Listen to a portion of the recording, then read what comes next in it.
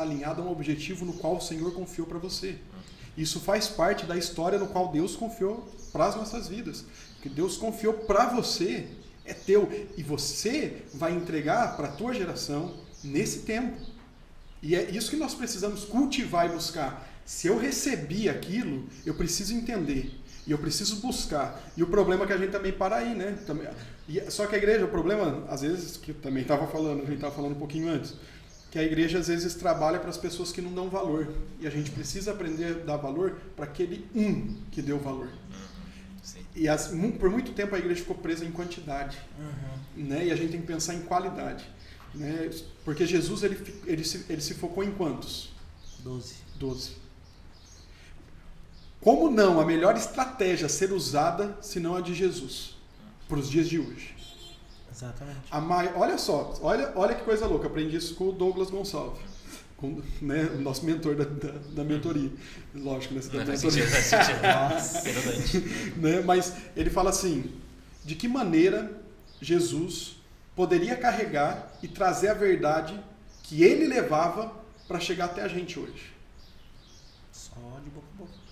12. Ele preparou 12. Ele treinou 12. Ele sentou com 12 junto. Ele conversou com 12. O que isso significa? A comunhão é importante, o relacionamento é importante, o partir do pão é importante e não a multidão. Jesus não ficava com a multidão. Ele pregava para a multidão. Mas com quem ele tinha relacionamento íntimo era com os 12. E ainda tinha mais um pouco com 3, né? É isso, que era um pouquinho mais. Mas qual que foi o processo de discipulado? Foi com o pessoal que estava perto dele.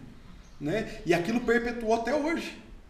Então, a maior ferramenta estratégica não foi na quantidade, foram os 12, porque depois que Jesus ressuscitou, o que acontece? Esses 12 mais alguns, né? Porque tinha os caminhos do Emaús que voltou, tudo mais, né? Mas os discípulos de Jesus ali, quando vem a ressurreição de Jesus, imagine só, é que é difícil a gente pensar, mas vou tentar fazer para a gente refletir.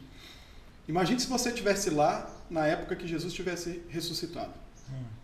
Primeira coisa, olha só, os discípulos que andavam com Jesus, os discípulos que estavam andando com Jesus, na hora que ficaram sabendo que Jesus tinha ressuscitado, o que eles falaram para as duas mulheres que tinha falado para ele? Louca? Jesus tinha falado para eles que ia ressuscitar, a mulher vem e fala que ele ressuscitou, e o que eles falam, os discípulos? Chama de louco.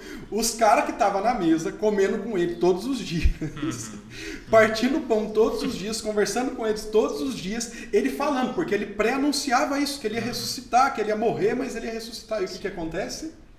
Louca. Eles não estavam acreditando, mas Jesus vem e se apresenta para eles.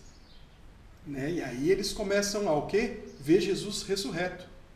Mas ainda deu azar, né? Deu errado lá, que Tomé não viu.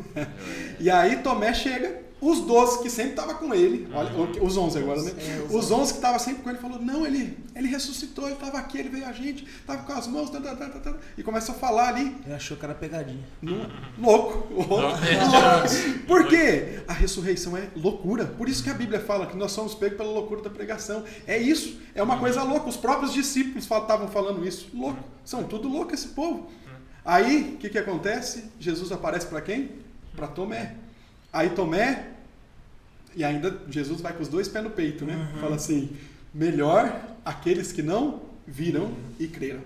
Né? Deu ainda uma cajadada, né? Veio e deu e exatamente isso que a gente precisa entender sobre a questão do discipulado. E mesmo Jesus discipulando eles tinham de alguma forma dúvida. Só que daí o que acontece? Aquilo certifica e testifica. Por quê? Houve algo que nunca ninguém tinha passado, que era a ressurreição. Então ele venceu a morte. E o que significa isso, a ressurreição? Ele foi lá e rasgou o risco de dívida que estava sobre nós e falou, você não caminha mais para a morte, você caminha para a vida. Né? Então, era isso que Jesus fez. Ele falou, você não vai caminhar mais para a morte, você vai caminhar para a vida. Acabou você. E é isso que ele estava fazendo com os discípulos. Daí os discípulos falam assim, porque se Jesus... Por isso que, quando eu entendi isso, eu falo, meu Deus do céu, né? É muito de Deus. Daí eu falei, por isso que, se ele tivesse morrido, tivesse acabado, acabou tudo. Paulo fala disso. Exatamente, não teria chego até nós hoje. Mas o fato dele ter né, ter ressuscitado, nos traz hoje aqui com essa esperança de vida. Né? Daí o que os discípulos fazem depois de ver Jesus ressuscitado? Começa a anunciar. Né? Começa a anunciar. Sabe por que você começa a anunciar? Porque daí você tem certeza.